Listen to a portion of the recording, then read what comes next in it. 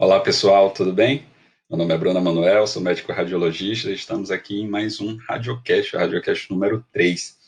Bom, dessa vez a gente vai falar sobre pneumonia viral, artigo que foi publicado em 2018 na Radiographics, nessa revista, que inclusive está aberto esse artigo. Se vocês forem lá pelo site, vocês conseguem baixar e ver na íntegra.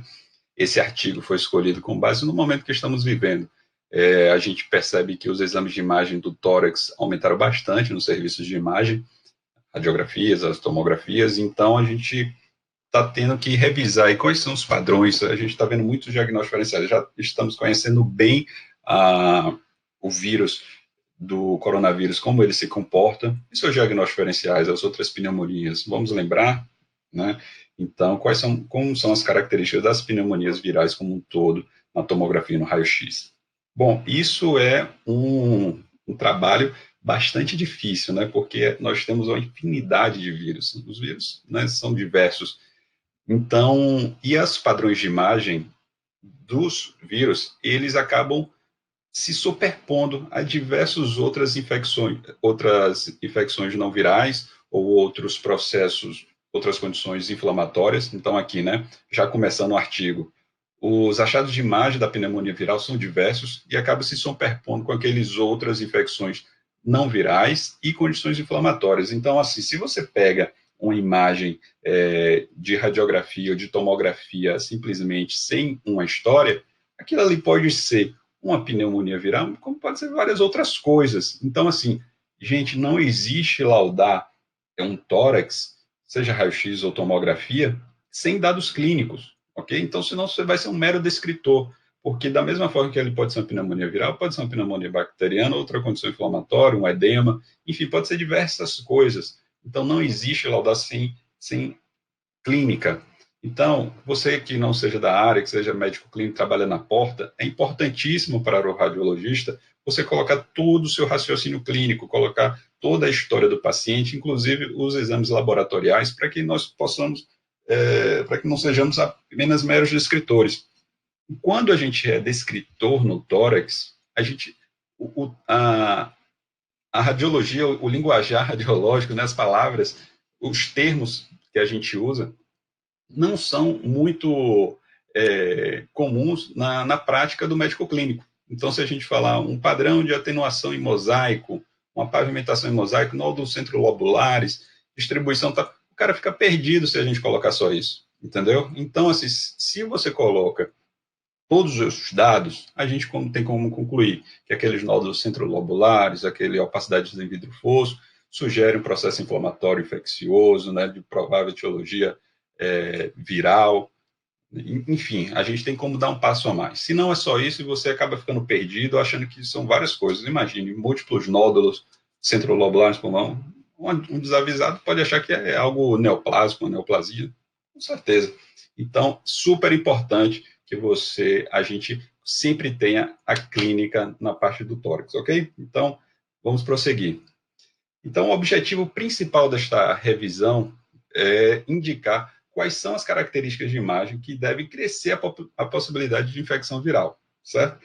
E aí sim, considerando ambos, né, as características radiológicas e clínicas, os radiologistas vão poder sugerir um diagnóstico de pneumonia viral. E aí, Bruno, vamos falar de coronavírus? Claro, a gente vai falar de coronavírus. Aqui o artigo, se vocês acompanham aqui, nós temos o coronavírus, a síndrome respiratória aguda grave do coronavírus, certo? Então, apesar de ser de 2018, já tinha tido surtos anteriormente, e ele já menciona. Então, para quem veio aqui só para ver coronavírus, não se preocupe, mas está lá no final, então tem que assistir a aula como um todo. Bom, a aula vai ser mais ou menos assim, tá? Eu preferi colocar os trechos do artigo, as fotos, para a gente ir fazendo uma leitura dinâmica. É bom até que vocês acabam praticando esse vocabulário médico em inglês, e que é importante para quem gosta de ler, que existem diversas palavras novas que não são usadas no cotidiano, ok? Então, a princípio, ele começa falando sobre a patogênese da pneumonia viral. Por quê? A gente sabe que existe uma infinidade de vírus. E essa infinidade de vírus, cada um tem a sua patogênese, como ele agride o organismo. E como existem várias formas de agredir o organismo, e existem também diversas formas como nós respondemos a isso. Depende do status do hospedeiro, se o paciente é imunocompetente ou ele é um imunossupresso. Então, isso tudo vai variar. Além disso, as famílias de vírus, elas compartilham o mesmo tipo de patogênese, geralmente. Dessa forma, eles vão ter características de imagem semelhante. Então, isso ajuda bastante a gente. Então, vamos ler aqui. Então, os padrões da tomografia da pneumonia viral são relacionados com a patogênese da infecção, da pneumonia por infecção viral. A gente vai ver essa tabela 2. Embora nem todos os casos demonstrem um padrão de imagem típico, a maioria dos padrões de pneumonia viral exibem similaridade com base na virida, que é a família de vírus. Por exemplo, o vírus sincicial respiratório e o parainfluenza replicam no epitélio da nasofaringe, se espalham para os pulmões e induzem uma bronquiolite que acaba descamando as células epiteliais das pequenas vias aéreas. O vírus do metapneumovírus também infecta o epitélio pulmonar e induz uma cascata inflamatória.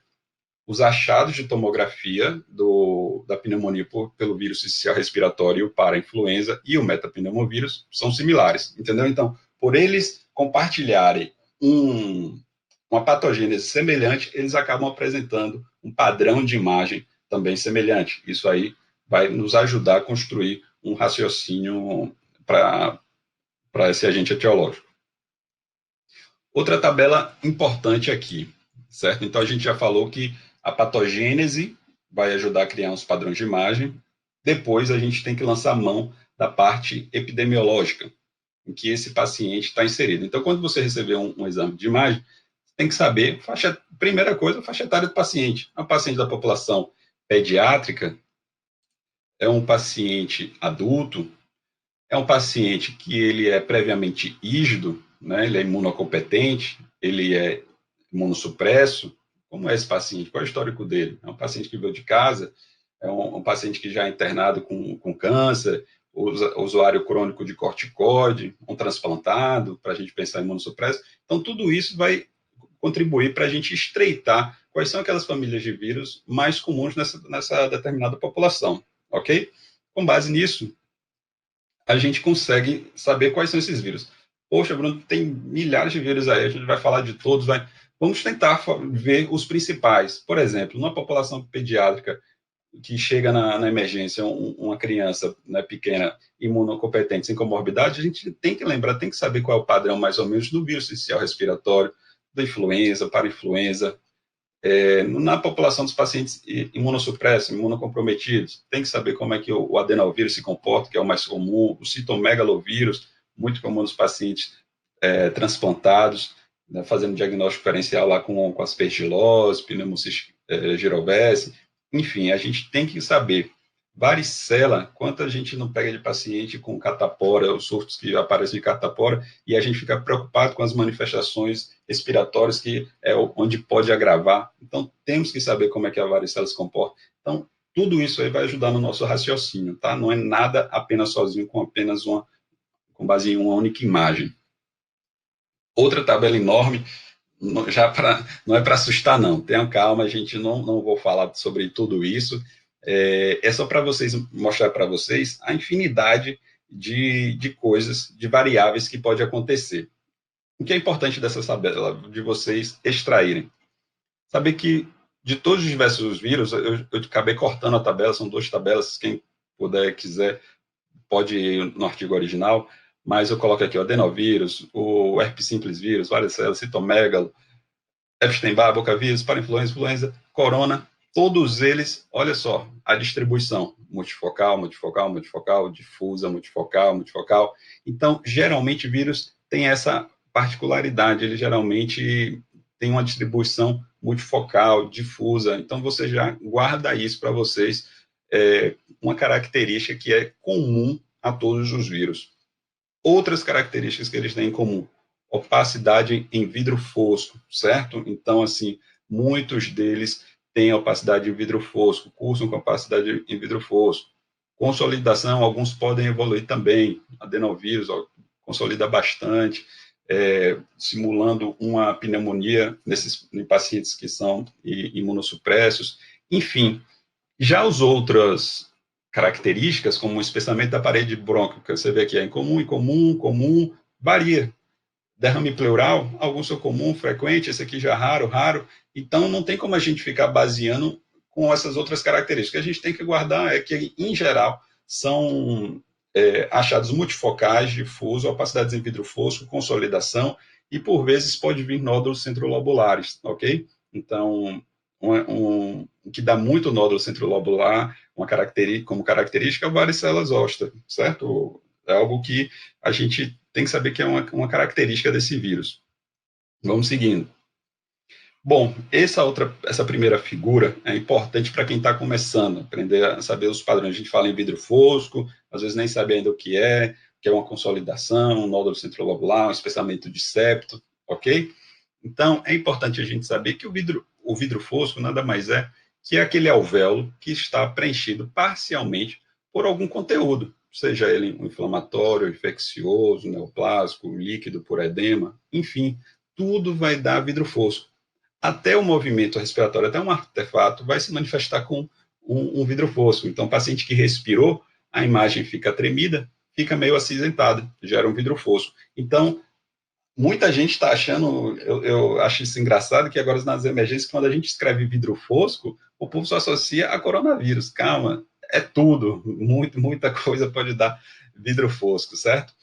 Então, os nódulos centrolobulares são nódulos que estão dentro daquela menor unidade funcional do pulmão, que é o lóbulo, ok? Então, é o preenchimento daquele bronquíolo terminal com o preenchimento do alvéolo, e aí pode dar esses nódulos. Alguns, quando você preenche até o bronquíolo terminal, assumem um padrão de árvore em brotamento, parece o troncozinho da árvore, e os alvéolos seriam ali a árvore como um todo, entendeu? Então, isso que é árvore em brotamento. Então, ao redor, delimitando os lóbulos, ok, as pequenas unidades funcionais, nós temos os septos interlobulares, que são onde passa vasos, né, vasos sanguíneos, vasos linfáticos, onde tem interstício, onde tem tecido conjuntivo, e quando ele está doente, ele pode espessar, que são esses espessamentos, né, de septos interlobulares.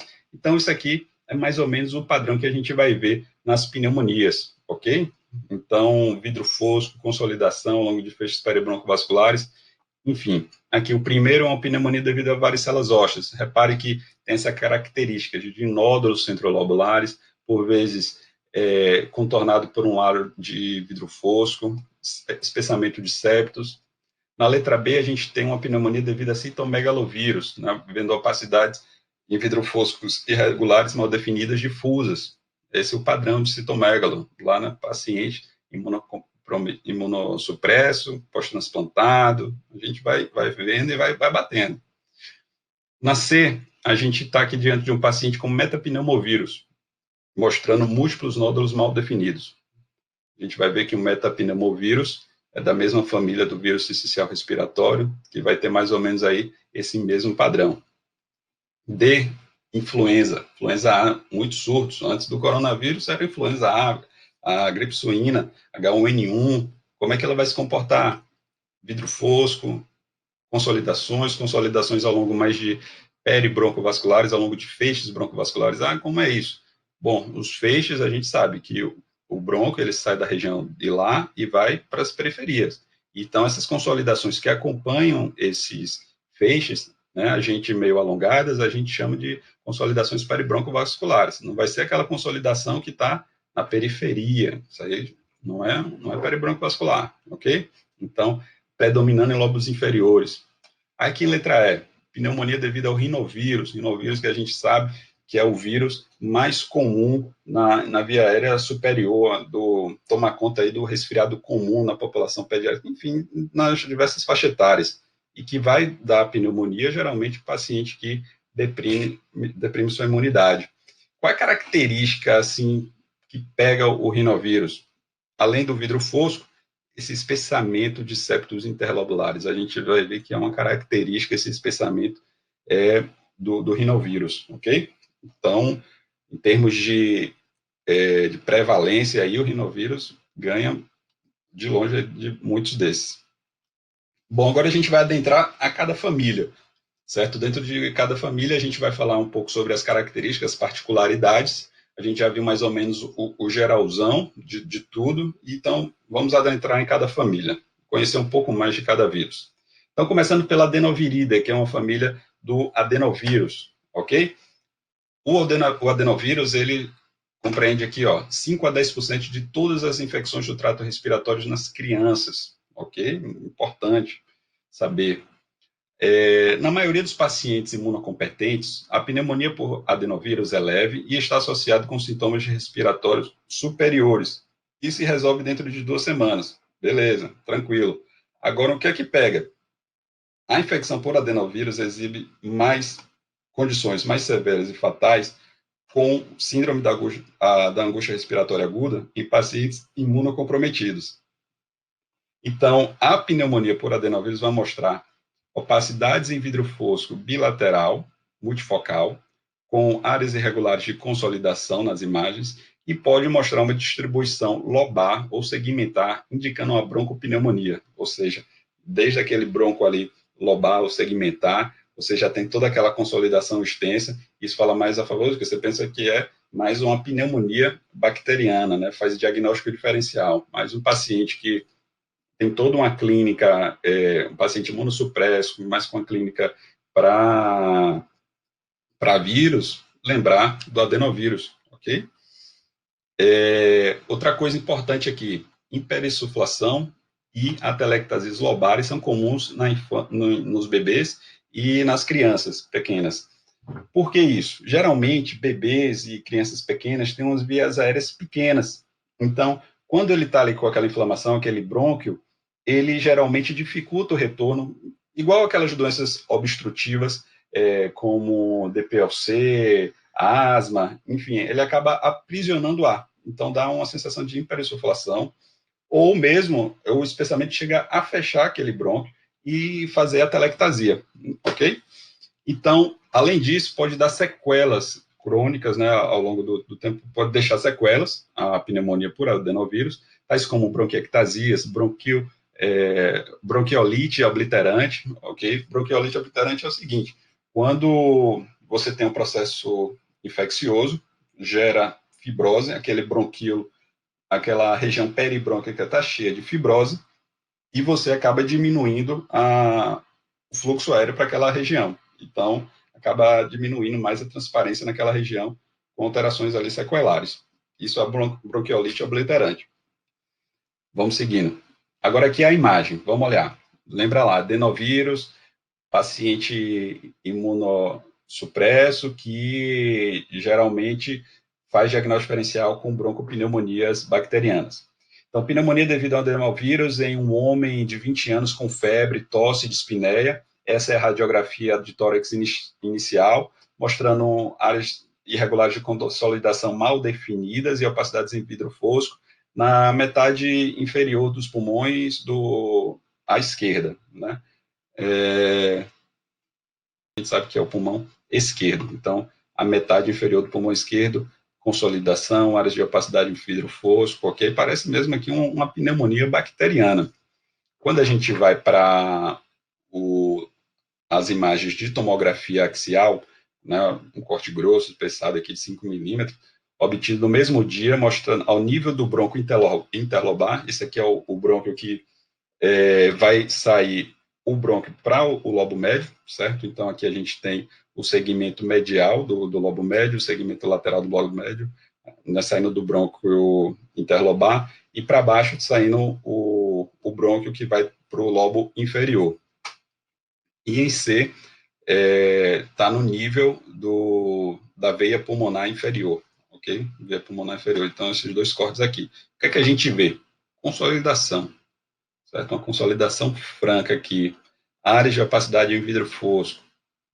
Então, isso aqui, se você mostrar isso aqui para mim num contexto de febre, paciente em uso aí já de alguns dias, todo mundo vai falar que isso é uma pneumonia bacteriana, entendeu? Então, diagnóstico diferencial, a gente aprendeu agora, adenovírus também tem essa característica, ok? Vamos seguir. Vamos entrar na família do herpes virida, a família do herpes, uma família cheia de gente famosa aí, ok? Quais, por exemplo, herpes simples vírus tipo 1 e tipo 2, tipo 1 mais relacionado àquelas doenças mais orais, tipo 2 mais herpes vaginal, o varicela zoster, que é a catapora, Epstein-Barr vírus está relacionado à mononucleose infecciosa, que dá aqueles linfonodos, linfonodomegalias, febre, a doença do beijo lá para o menino, a doença do menino mais jovem, né? Uma criança ali perto dos 7 a 12 anos, enfim, nessa faixa etária.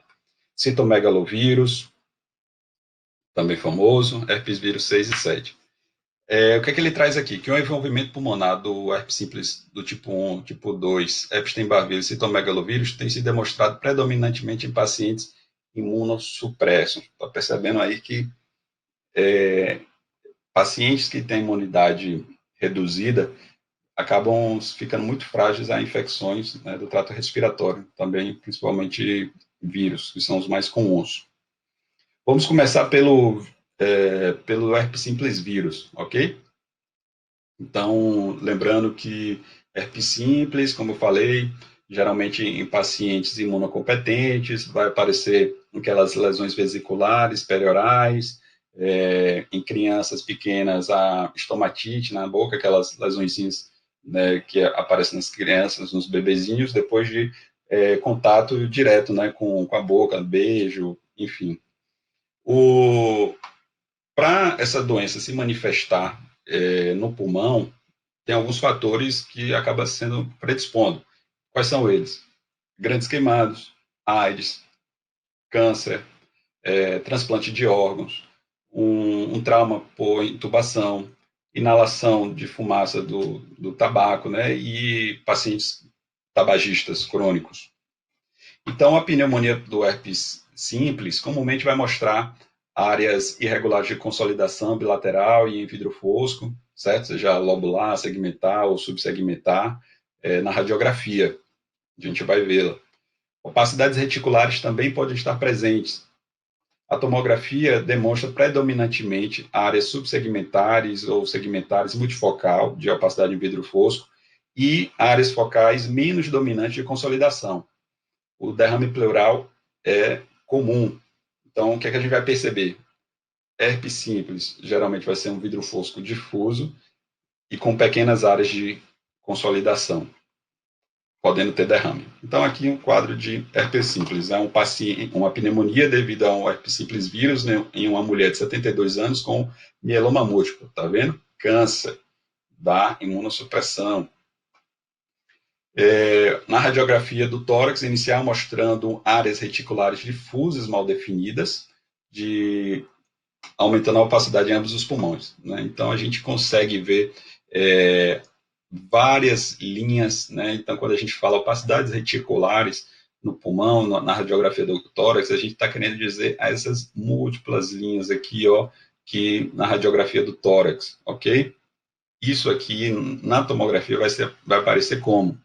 Geralmente é esse vidro fosco aqui, ó, que vai aparecer difuso, que vai aparecer como essas opacidades reticulares. Então, vamos ver aqui, ó, em B, uma imagem de tomografia com espessura de 1 milímetro ao nível da carina, percebe aqui a divisão dos brônquios em B, e ao nível da veia pulmonar inferior esquerda, essa em C, mostrando o quê? O espessamento septal interlobular, ok? Então, ó, repare, pronto, essa linha aqui está bem clara, essa linha, essa, o que é o septo interlobular, ok? Então, quando isso aqui está espessado, é espessamento septo interlobular. Vamos cá. Opacidades em vidro foscos irregulares em ambos os pulmões, uma quantidade pequena de derrame pleural bilateral é notada. Então, aqui ó, em asterisco, a gente percebe que tem um derramezinho regular, pequeno, em ambos os lados, ok? Então, vamos seguindo, herpes simples. Agora, ainda na família do herpes vírus, vamos para a varicela. Varicela zoster, que é famosa catapora. aquela doença tipicamente benigna, uma doença benigna, autolimitada nas crianças. Geralmente tem os surtos de catapora, quem não teve catapora, né? Bom, então, a varicela zoster disseminada, essa infecção, pode resultar em taxas de mortalidade de 9 a 50%. Então, assim, uma mortalidade alta. A gente tem que se preocupar com isso diante do paciente que está evoluindo de maneira ruim. Né? Então, geralmente é uma doença benigna, autolimitada, todo mundo se sai dela, mas quando vai piorando, tem um difuso, a gente tem que se preocupar. Então, a pneumonia é mais comum, é a mais séria e comum complicação, ok? Então, a gente tem que ficar ligado em pneumonia por varicela quando o paciente está com essas manifestações cutâneas. O risco de doença disseminada aumenta em pacientes com linfoma, imunocomprometidos ou pacientes grávidas. Então, paciente gestante com catapora, a gente tem que abrir o olho para a pneumonia, para ela, né? Por conta da mortalidade. Os achados da radiografia de tórax, varicela zoster, da pneumonia por varicela, consistem em múltiplos nódulos mal definidos, entre 5 a 10 milímetros, que podem ser confluentes. A gente vai ver essa radiografia de tórax. Na tomografia, geralmente mostra, né, esses nódulos mal definidos, de 1 a 10 milímetros, com halo contornando em vidro fosco. Então, como a gente viu lá naquela primeira figura, nódulozinho citrolobular envolto por opacidades em vidro fosco, né, podem coalescer através de ambos os pulmões. As lesões podem calcificar e acabar se espalhando, né, calcificações acabam se espalhando de forma randômica pelo pulmão, de 2 a 3 milímetros e bem definidas. Agora, quando eu falo assim que ela pode se calcificar, aí a gente lembra que várias outras coisas também podem se calcificar no pulmão. Vamos ler aqui, ó. Estes nódulos pequenos calcificados também podem ser vistos em pacientes com outras doenças, tais como a tuberculose pulmonar ou pneumoconiose. Mas em pacientes com infecções por varicela, estas calcificações são geralmente finas, pequenas, 2 a 3 milímetros, numerosas, bem definidas e distribuídas de forma randômica. Então, o que é o randômico? É aquela distribuição aleatória, que não é apenas centrilobular, mas também perilinfático. Então, você vai ver na cisura, subpleural, vai ver dentro do lóbulo, enfim, vai ver de forma disseminada esses nódulos, ok? Geralmente, gente, quando aqui, ó, essas lesões, elas tendem a desaparecer, esses nódulos, certo? Ó, depois da melhora das lesões de pele, esses pequenos nódulos tipicamente desaparecem dentro de uma semana, mas podem persistir por várias semanas. Então, é isso. Quando o paciente está diante da manifestação da doença cutânea, pode vir a aparecer esses nódulos, mas quando remite, melhora a doença, eles tendem a sumir. Mas também, em alguns casos, podem persistir esses pequenos nódulos e calcificar, ficar em distribuição randômica. Quando você estiver vendo um paciente com diminutos nódulos calcificados, vários, bem definidos, pequenininhos, espalhados de forma randômica, lembre que ele pode ter tido complicação de varicela previamente, ok? Vamos seguir. Então, aqui, ó, repare que nesse raio-x de tórax a gente vê alguns pequenos nódulos, né, alguns pequenos opacidades reticulonodulares, é assim que a gente fala, certo? Então, a gente vai ver reticulações e em meio a essas reticulações a gente consegue delimitar alguns pequenos nódulos. Então, isso são opacidades reticulonodulares. Então, paciente, de novo, paciente com manifestação cutânea de varicela, está lá com diagnóstico, você faz um raio-x de tórax e vê opacidades reticulonodulares, o paciente está com pneumonia por varicela. A gente tem que ficar ligado nesse paciente, porque a taxa de mortalidade é altíssima, né? A gente viu aí, pacientes com linfoma, grávidas, são os mais propensos a desenvolver isso. Então, vamos aqui, ó.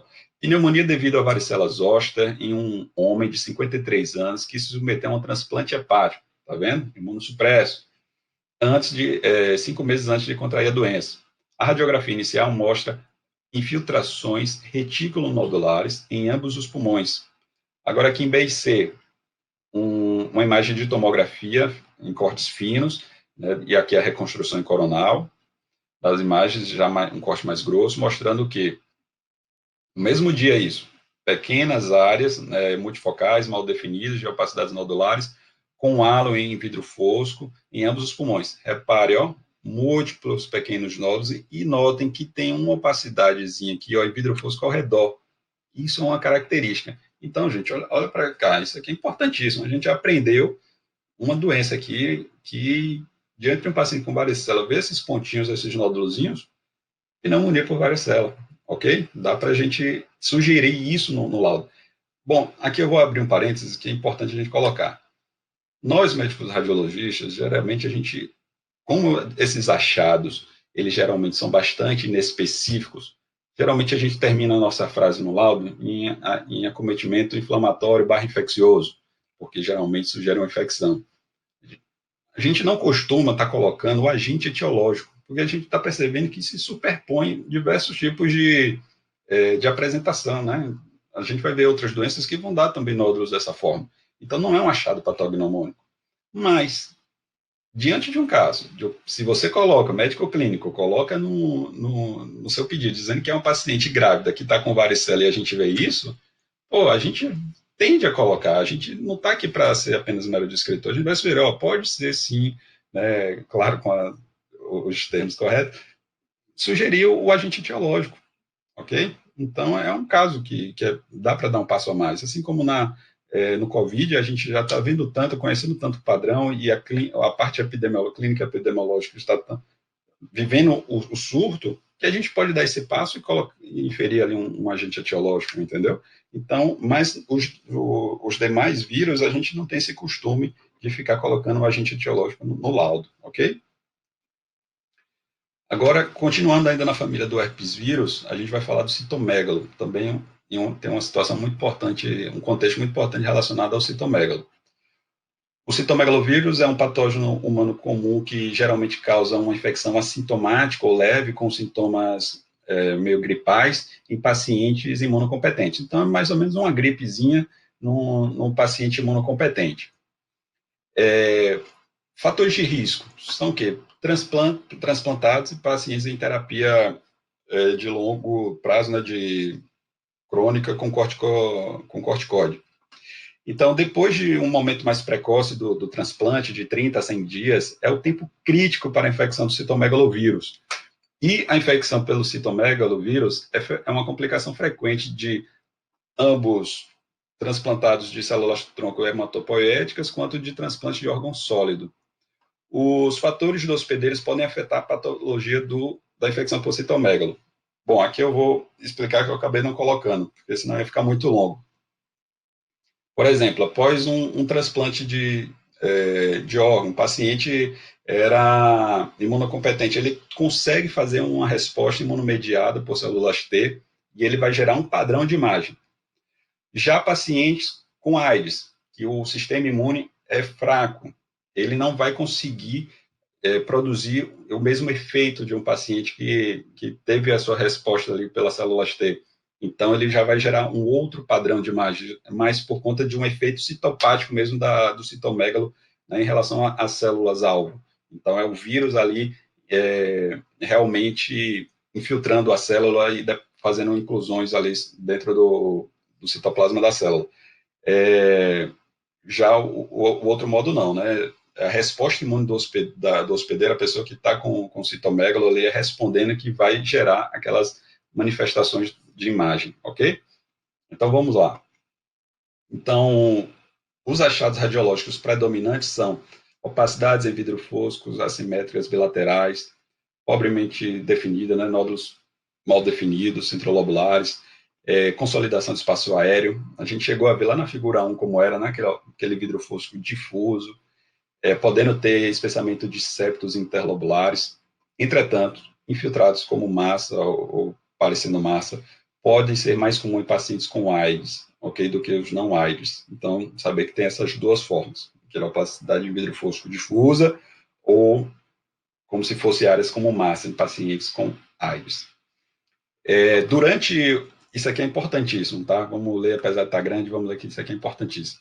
Durante o período precoce, até 100 dias depois do transplante de medula óssea, os dois patógenos mais comuns é o citomegalovírus e a aspergilose angioinvasiva. Então, gente, você está com o paciente transplantado, né? Tem que lembrar, tem que saber que no seu diagnóstico diferencial está ali aspergilose invasiva e citomegalovírus, ok?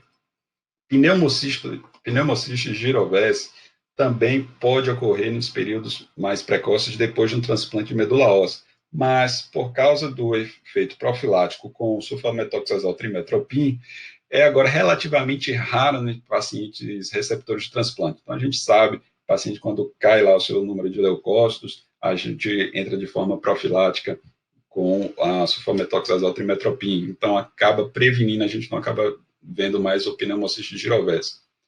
A diferenciação entre a pneumonia devido ao citomegalovírus ou pneumociste é difícil, especialmente em fases precoces da doença, quando a opacidade de vidro fosco é bilateral, né?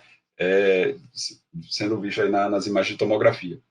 Entretanto, pequenos nódulos ou opacidades em vidro fosco mal definidas e consolidações são características típicas da pneumonia por citomegalovírus, enquanto uma distribuição mais apical e homogênea dos vidro fosco é mais frequentemente notada em pacientes com a pneumociste carine, antigamente carine, hoje a gente chama de girovese, tá certo? Então, paciente imunossupresso vai ter aquele padrão de vidro fosco, só que o pneumociste girovese é mais homogêneo e pega mais ápice, e raramente, apesar do termo cisto, nem sempre a gente consegue ver alguns pequenos cistos, mas em alguns casos a gente consegue ver cistos relacionados com girovese.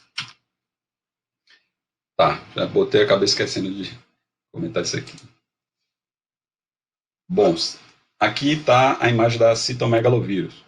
Pneumonia devido ao citomegalovírus em um homem de 28 anos com a doença do enxerto versus hospedeiro depois de um transplante de medula óssea para a leucemia mieloide crônica, meloblástica crônica. A radiografia de tórax inicial mostra opacidades mal definidas difusas em ambos os pulmões, certo? Então, dá para perceber aqui que meio opacidades reticulares difusas, né? Um vidro fosco com um pulmão que era para ser preto, está meio acinzentado, com várias reticulações, ok? Aqui embaixo, cortes de tomografia, finos, obtidos no mesmo dia, ao nível da traqueia inferior e ao nível da área interlobar, ok? Mostrando nódulos de opacidade em vidro fosco mal definidos. Outra coisa aqui, existe também um termo que a gente usa que são nódulos com atenuação em vidro fosco, certo? Então, a gente vê umas bolinhas acinzentadas, a gente chama de nódulos com atenuação em vidro fosco, né? Nódulos em vidro fosco é o que ele está trazendo aqui. Espessamento septal interlobular em uma opacidade em vidro fosco difusa em ambos os pulmões, com uma pequena quantidade de derrame pleural bilateral. Olha, um asterisco aqui, bem sutil aqui esse derrame, certo? Então, olha para cá esse vidro fosco difuso, esse espessamento de interlobular de septos que tem também, dá para notar, ok? Você vê diminutos nódulos, né, centrolobulares com atenuação em vidro fosco, muito discreto, forçando a barra aqui, né, mas o que chama atenção é isso, desse caso.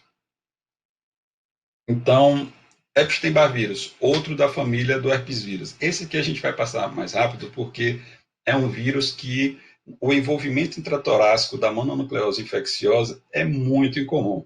Então, a gente vai passar. Quando tem, geralmente são linfadenopatias, né? A gente já sabe que é uma doença que dá muita adenite, muita linfadenite, da mesma forma que intratorácico pode vir a aparecer, mas muito raramente. Agora a gente vai falar de uma outra família, certo? Então, terminamos a família do herpes vírus, herpes viridae, agora vamos para parvoviridae. Nessa família tem o bocavírus, um vírus que foi isolado recentemente, em 2005, é um vírus novo, que muito presente nas infecções de via aérea superior. A gente, em um estudo recente, prospectivo, em crianças hospitalizadas, mostraram que o bocavírus humanos é o quarto vírus mais comumente detectado, com incidência de quase 10%, seguido pelo vírus sincicial respiratório, 40%, rinovírus, 30,6%, e adenovírus, e ele em terceiro. 75% das infecções por bocavírus são co-infecções com outros vírus. Então, geralmente, ele sempre está relacionado com outros, né? Então, acredito que quando foi colher aquela secreção e foi fazer a reação em cadeia de polimerase, né, o PCR daquele paciente, foram acabar sendo descobertos esse vírus aí, que geralmente está em conjunto com vários outros vírus, né? Eles geralmente vivem com a infecção.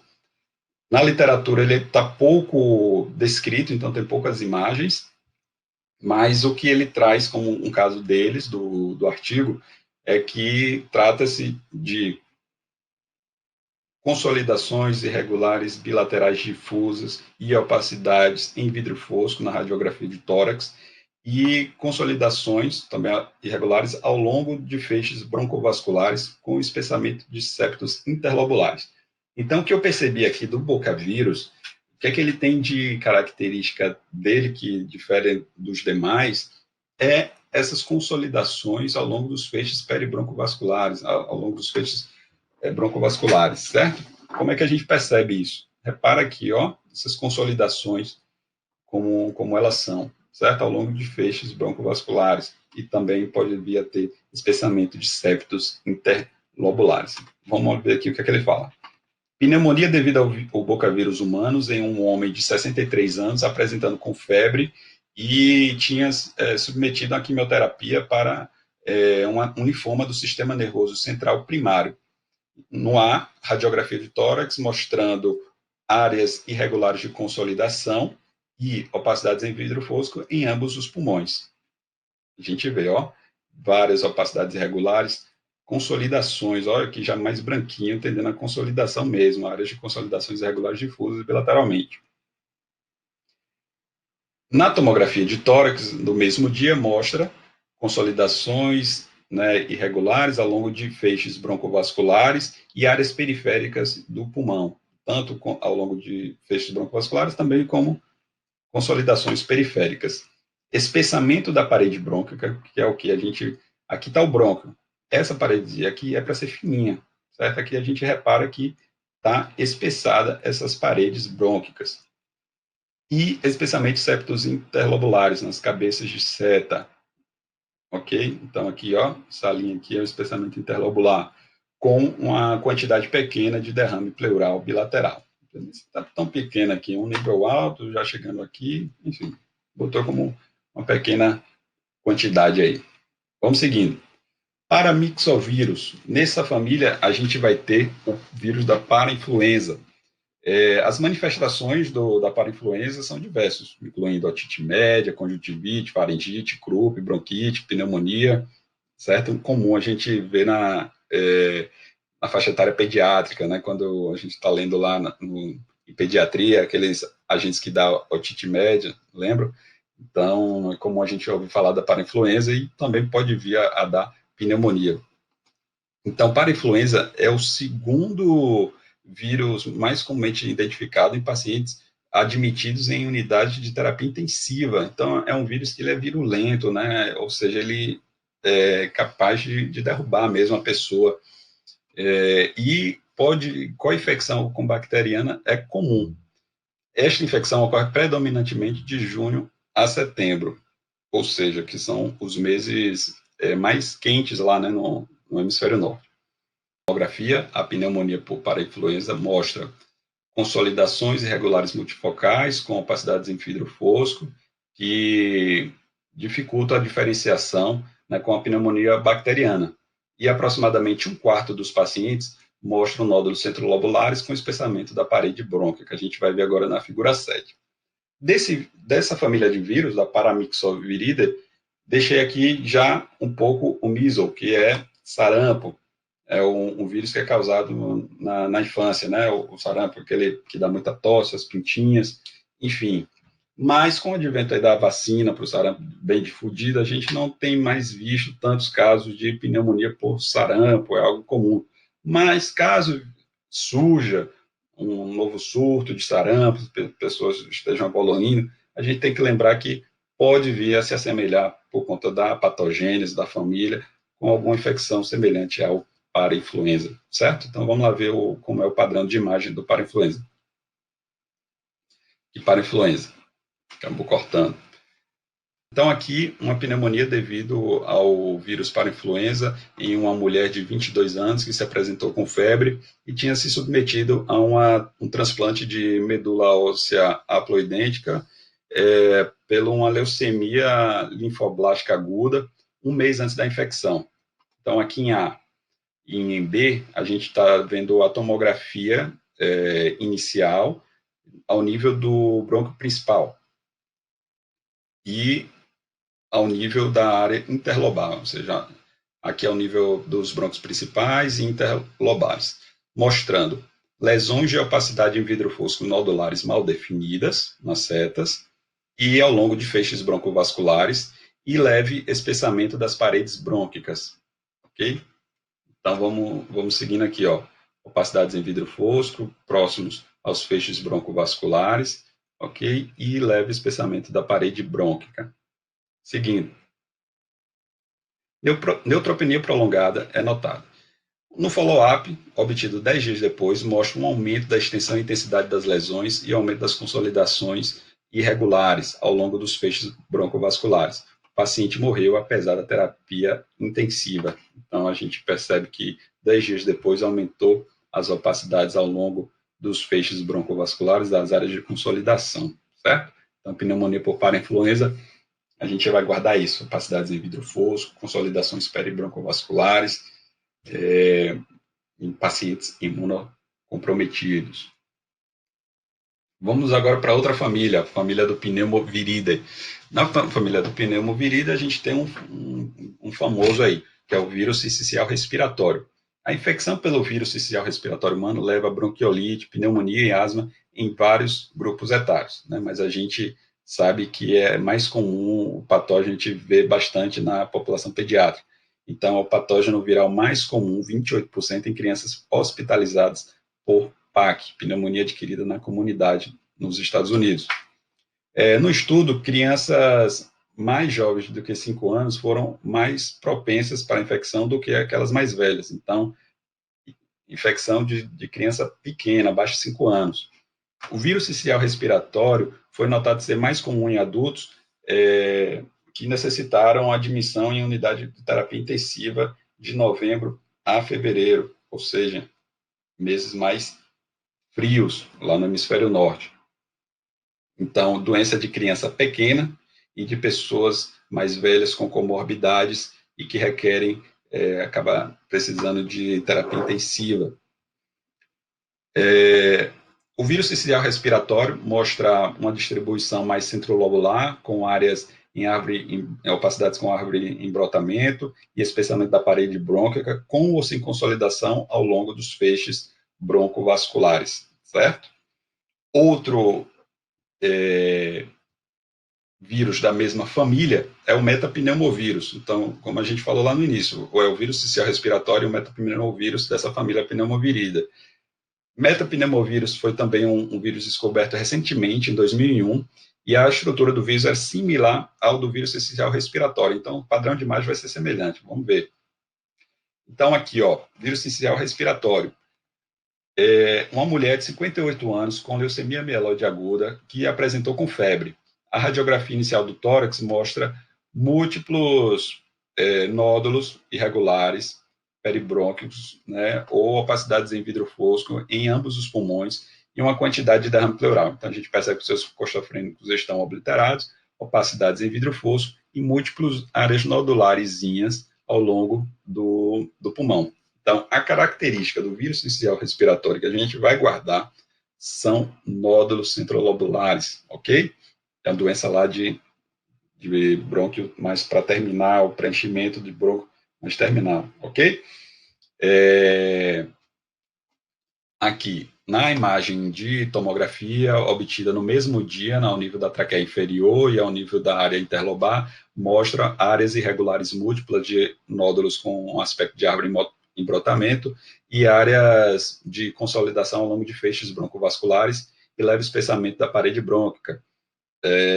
Então, aqui, novamente, múltiplos nódulos, dizer que está com um aspecto típico aí de emborotamento, fossação, mas a gente percebe que são nódulos irregulares, ok? Em um outro momento, oportunidade, a gente vai ver o que bem mais nítido dessas árvores em brotamento, principalmente na tuberculose pós-primária. Mas vamos guardar esse padrão aqui do vírus sincicial respiratório, que são múltiplos nódulos centrolobulares, por vezes tendem à consolidação, geralmente ao longo de feixes broncovasculares. Metapneumovírus, da mesma família, então mesmo padrão. Olha como é parecido. Daria para dizer que é um vírus sincicial respiratório, múltiplas imagens nodulares, difusas bilateralmente, ok? Pneumonia devido ao metapneumovírus em uma mulher de 50 anos que se apresenta com febre, tosse e secreção, com catarro. A radiografia de tórax inicial mostra opacidades do espaço aéreo multinodular no pulmão direito. A gente consegue perceber, já tinha alguma coisa no esquerdo, mas dá para ver que é meio nodular, essas opacidades, múltiplas opacidades nodulares. Nessa imagem, um coronal em B e o axial da imagem de tórax, obtida no mesmo dia, mostra múltiplos nódulos mal definidos centrolobulares ou áreas de opacidade em vidro fosco ao longo dos feixes broncovasculares e leve espessamento da parede brônquica em ambos os pulmões, especialmente no pulmão direito. Nódulos centrolobulares, ok? Espessamento da parede. Olha como a gente está conseguindo ver bem a parede desse brônquio, certo? Então, está espessada essa parede brônquica aqui. E essas áreas de vidro fosco também. Nódulos centrolobulares, opacidade de vidro fosco, espessamento de parede, ok? Geralmente ao longo de feixes broncovasculares. Mesma característica aí do sincicial respiratório.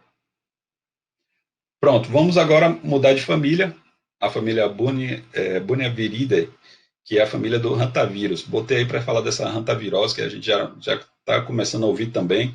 Anteriormente, a gente nem ouvia falar do coronavírus e pareceu, mas a hantavirose a gente já começa a ouvir que tem chegado na América, então é importante a gente conhecer. A hantavirose é uma zoonose, certo? É uma doença que ela tipicamente o hospedeiro dela são roedores, insetos e morcegos. Então vai se assemelhar muito com leptospirose, a clínica, né? Vai fazer diagnóstico diferencial com leptospirose, dengue, febre amarela. Então é uma zoonose que se assemelha a essas doenças, a parte clínica. E o curso clínico dela, ela tem duas diferentes manifestações clínicas que geralmente estão relacionadas ao rim, que é a febre hemorrágica com síndrome renal, ou ao pulmão, que é a síndrome cardiopulmonar, ok? Então, a síndrome cardiopulmonar pelo hantavírus caracteristicamente envolve o pulmão e manifesta como uma angústia respiratória a partir de um edema não cardiogênico. Então, a hantavirose vai dar um quadro típico de edema não cardiogênico. Derrame pleural é comum. Edema intersticial pulmonar pode ser exuberante, embora geralmente seja transitório. Em alguns casos, os achados rapidamente progridem para a consolidação do espaço aéreo e uma deterioração fulminante respiratória dentro de 48 horas. Esses achados pulmonares são ocasionalmente secundários à insuficiência renal. Então, a hantavirose é uma zoonose. Lembrar aí que se assemelha a leptospirose, dengue, febre amarela, está nesses diagnósticos diferenciais, e temos que se preocupar com uma manifestação dela que ela pode piorar com uma síndrome cardiopulmonar. Essa síndrome cardiopulmonar dá um edema não cardiogênico, e a gente vai ver aí aquele quadro clássico, aquele raio-x, vocês já aprenderam aí com o João, de edema pulmonar, fica essas opacidades em vidro fosco, difusa, tá ok? Então, derrame, a gente tem uma obliteração dos seus costofrênicos. Então, vamos olhar aqui agora.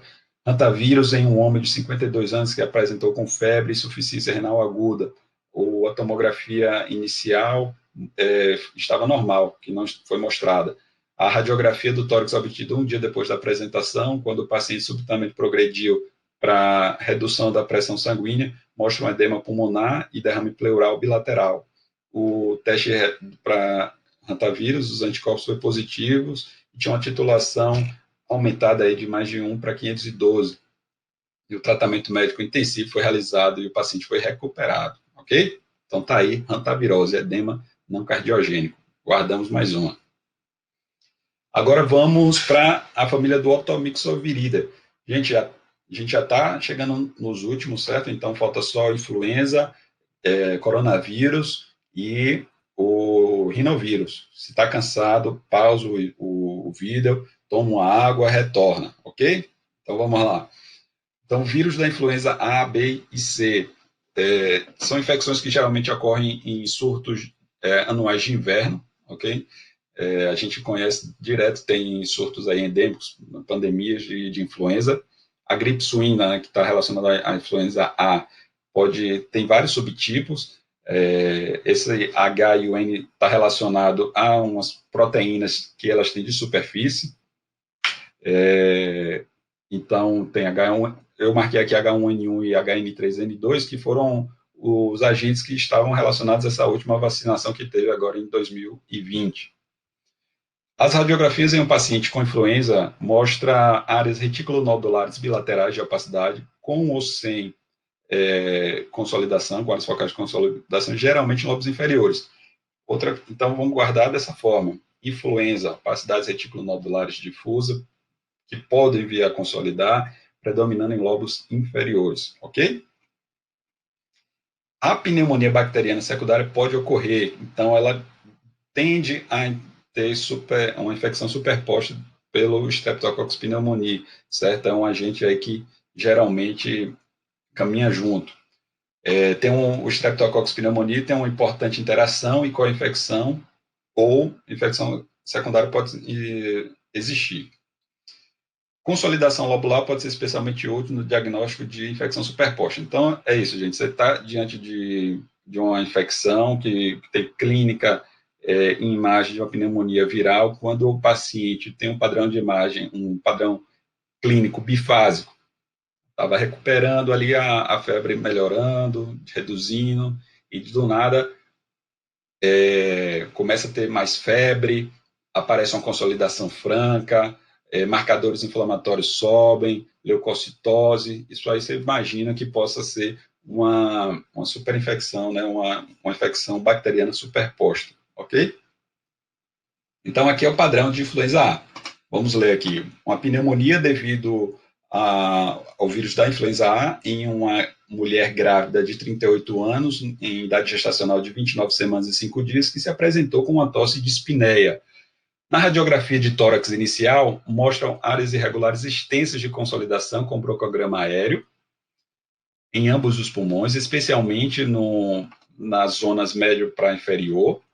Depois, o paciente submeteu a uma cesariana de emergência, intubação e oxigenação por membrana extracorpórea, foi realizada pela síndrome da angústia respiratória aguda. Então, aqui, gente, ó, o que são esses broncogramas aéreos? Forcem aí, não sei se a imagem fica boa para vocês, mas em meio a essas áreas de consolidação, que é o pulmão todo branquinho, com os alvéolos todos preenchidos por conteúdo infeccioso, a gente consegue ver o caminho do brônquio que está passando. Então, a gente consegue ver essas linhas aqui, ó, são os broncogramas aéreos, ok? Já conheci também com meu amigo João. Vamos lá, em B, radiografia de tórax obtida 3 semanas depois, mostrando diminuição da intensidade das consolidações irregulares. Então, já mostra que houve uma melhora do padrão dessa pneumonia. Em C, na tomografia, obtida no mesmo dia com a B, mostrando áreas de consolidação irregulares ao longo de feixes broncovasculares e opacidades em vidro fluxo difuso, com especialmente septos septal, né, ao longo de ambos os pulmões. O paciente submeteu a um PCR, uma reação em PCR para infecção viral do escarro e cultura sanguínea e do lavado broncoalveolar para achar infecção superposta. Entretanto, não houve evidência de co-infecção.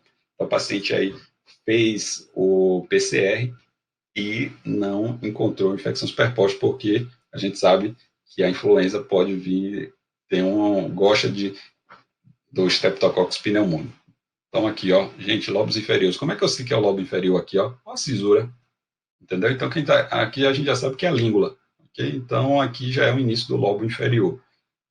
Cisura. E lobo inferior, outra cisura, que é lobo médio, ok? consolidações, vidro fosco, predominando em bases, influenza. Show. Agora, eu ia falar queridinho, não, né? O nosso pesadelo, coronavíride, a família coronavíride, que tem aí o SARS coronavírus e o MERS coronavírus. E agora ele nem chamava atenção, que foi em 2012, 2018, então o SARS-CoV-2 é de 2019, né? Por isso Covid-19. Então, nesse momento aí, ele só fala do SARS coronavírus e do MERS. O coronavírus humano são considerados patógenos importantes que causam infecções na pediatria, geriatria e pacientes imunossupressos. A gente vê que pediatria no SARS-CoV-2 está poupando, né, a maioria das crianças, não é muito comum, mas existem relatos. Inclui infecções do trato respiratório superior e inferior, né, inferior com pneumonia e bronquiolite, e mesmo síndrome da angústia respiratória aguda. A gente está vendo aí o quanto os pacientes chegam em franca angústia respiratória. O SARS coronavírus foi identificado como um membro da família Coronaviridae no final de 2013, depois de uma epidemia mundial. Eu não sabia, não lembro. Em 2012, uma outra epidemia relacionada ao coronavírus ocorreu no Oriente Médio e foi identificado como MERS. Também não ouvi falar, a gente só percebe, às vezes, quando chega na gente, né, essas coisas. E aqui eu coloquei um pouco da patogênese, para a gente saber. A gente está ouvindo um pouco da questão vascular, da permeabilidade vascular que está relacionada com o coronavírus. O que é que ele fala?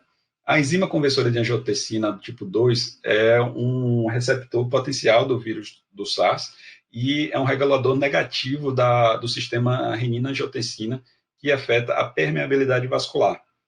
A enzima conversora de angiotensina 2 é expressada nos pulmões e rins, e o vírus SARS induz diretamente lesão pulmonar por envolver a enzima conversora de angiotensina, que contribui para o dano alveolar difuso.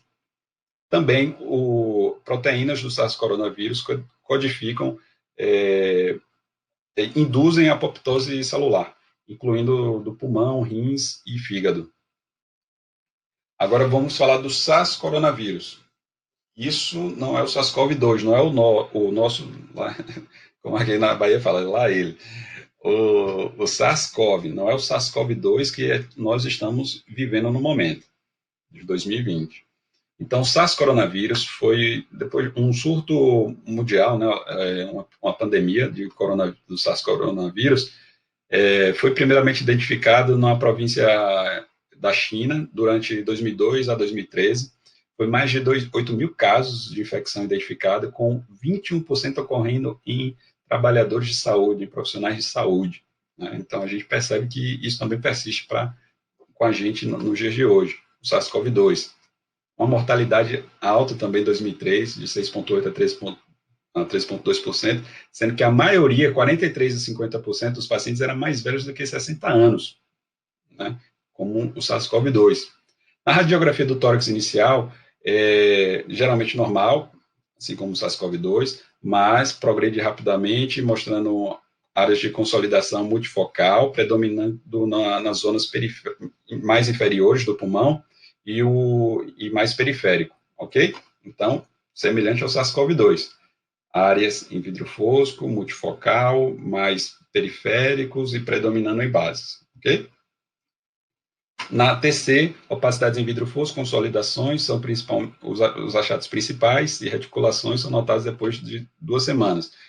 Com o evoluir, essas opacidades em vidro fosco, elas tendem a consolidar, pode ter algumas reticulações e pode vir manifestações até fibróticas no período já de convalescência do paciente. Cavitação, linfadenopatia, derrame pleural não são achados comuns. Agora, o MERS coronavírus. É bom a gente saber, né, que eu não conhecia, não sabia que tinha o MERS coronavírus. Então, é importante trazer essa informação, que foi da família do coronavírus, que foi descoberto lá no Oriente Médio, em setembro de 2012, na Arábia Saudita. Morcegos e camelos e dromedários são considerados os reservatórios desse coronavírus.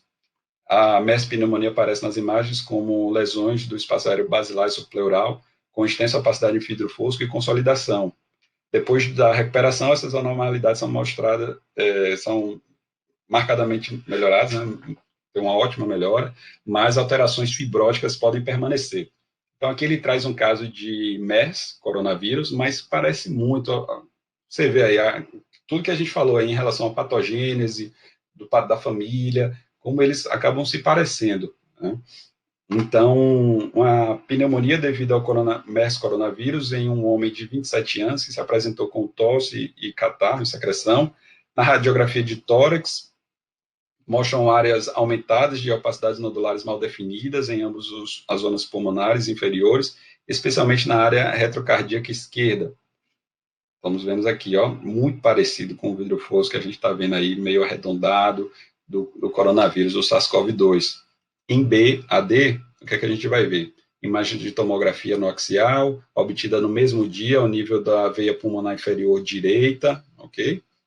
E a junção do átrio direito e a veia cava inferior, na C, e uma imagem de reconstrução coronal que a gente vai ver na imagem seguinte, do nível do corpo vertebral, mostrando áreas multifocais e consolidações nodulares com opacidades em vidro fosco em ambos os pulmões inferiores. Então, aqui, ó, opacidade em vidro fosco, certo? Já atendendo aqui uma consolidação mais nos lobos inferiores, ó, cisura, certo? Predominando no lobo inferior. Então, bem semelhante aqui ao SARS-CoV-2. Pronto, para a última família é o picornaviridae, que é o rinovírus. O rinovírus muito presente nas vias aéreas superiores da população, tanto adulta quanto jovem. O rinovírus humanos é o principal patógeno de infecção respiratória, detectado em 18 a 26% da população pediátrica e 2 a 17% nos adultos.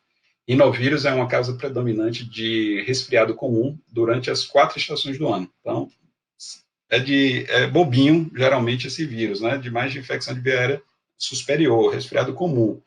Mas, então, quando é que ele vai evoluir? Quando houver paciente com pneumonia grave, que requerem a admissão em unidade, né, em cuidados intensivos, pacientes imunossupressos vão acabar evoluindo para isso. O rinovírus humano foi o vírus, o patógeno viral mais comumente identificado, tá certo? Então, em pacientes com pneumonia grave, que necessitaram de admissão em terapia intensiva, o rinovírus humanos foi o patógeno viral mais comumente identificado, né? Mas por conta da prevalência, né? Acredito.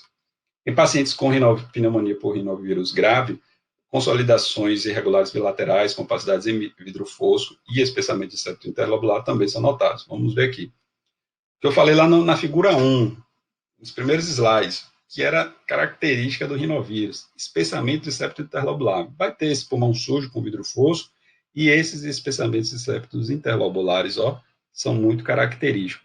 Que lobo é esse? Lobo inferior. Ó, cisura, lobo médio, língula, lobos inferiores, especialmente septos irregulares. Então, pneumonia devido ao rinovírus em um homem de 51 anos com leucemia mieloide aguda, que se apresentou com dispneia 3 meses depois do transplante de medula óssea. A radiografia inicial mostrou opacidades aumentadas irregulares, mal definidas, em ambos os pulmões. Ó, especialmente, né, opacidades reticulares, certo? A tomografia obtida no mesmo dia mostrou que áreas irregulares de opacidades, espessamento de septos interlobulares e opacidades em vidro fosco mal definidos em ambos os pulmões, ok? Nenhuma novidade aqui, tudo a gente já falou. Então, é isso, gente. Concluindo agora. Padrões da tomografia de pneumonia viral estão relacionados à patogênese da infecção viral. Embora um diagnóstico definitivo não possa ser alcançado usando apenas características de imagem sozinhas, o reconhecimento da pneumonia, dos padrões de pneumonia viral podem ajudar na diferenciação entre os patógenos virais e reduzir o uso desnecessário do antibiótico. Então, percebeu que sozinho, só com raio-x, só com a tomografia, você não vai conseguir dar um diagnóstico. Você vai precisar de clínica, de epidemiologia, de vários artifícios para você poder unir as coisas e chegar e sugerir ao médico ou assistente a possibilidade de uma pneumonia viral, tá certo? Então, o artigo é mais ou menos isso. Desculpa, é muito extenso, mas é muito importante. Peço, galera, que se vocês gostaram, deixe